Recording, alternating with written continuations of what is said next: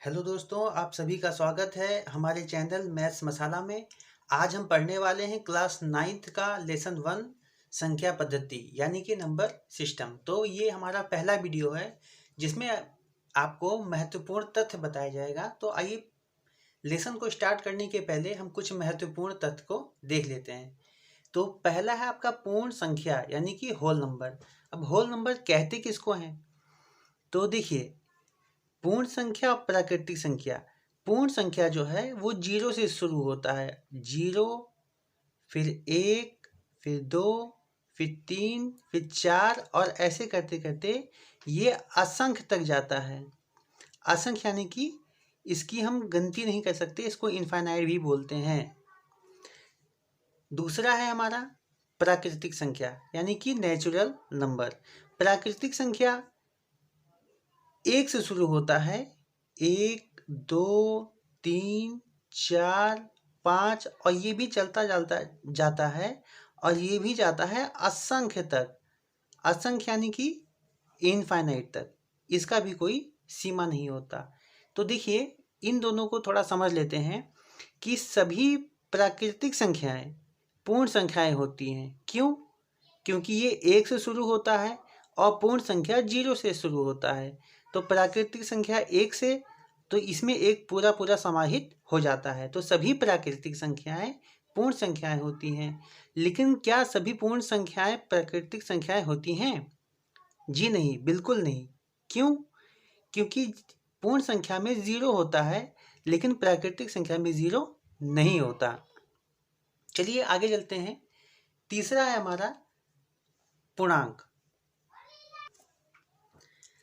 पूर्णांक कौन सी संख्याएं होती हैं? तो पूर्णांक संख्याएं पूर्ण संख्या से मिलकर बनी होती है, जिसमें 0, 1, 2, 3, 4 से आगे हम जाते हैं और इसके पीछे यानी कि -1, -2, -3, -4 ऐसे इधर पीछे आ जाते हैं।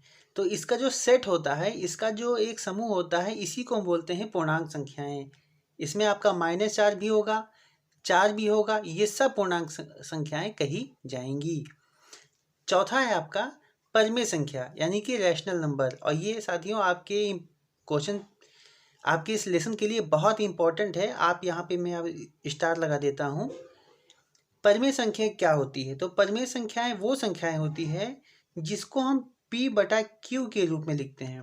ध्यान दीजिएगा, P/Q के रूप में, जहां ये जो Q है ना, Q, ये कभी भी 0 नहीं हो सकता। तो थ्योरी आप समझ गए। इसका एग्जाम्पल कुछ समझते हैं। जैसे आप यहाँ पे आप 2/3 लिख सकते हैं, 1/7 लिख सकते हैं, यहाँ तक कि 0/3 भी लिख सकते हैं। ये भी आपका परिमेय संख्या होगा। लेकिन यदि आप ऐसा कुछ लिख दिए, ऐसा कुछ जैसे 5/0, तो ये आपका परिमेय संख्या नहीं होगा, जबकि ये अपरिमेय संख्या हो जाएगा। तो ये आपका महत्वपूर्ण तथ्य था। तो आशा करता हूँ आपको समझ में आ गया होगा।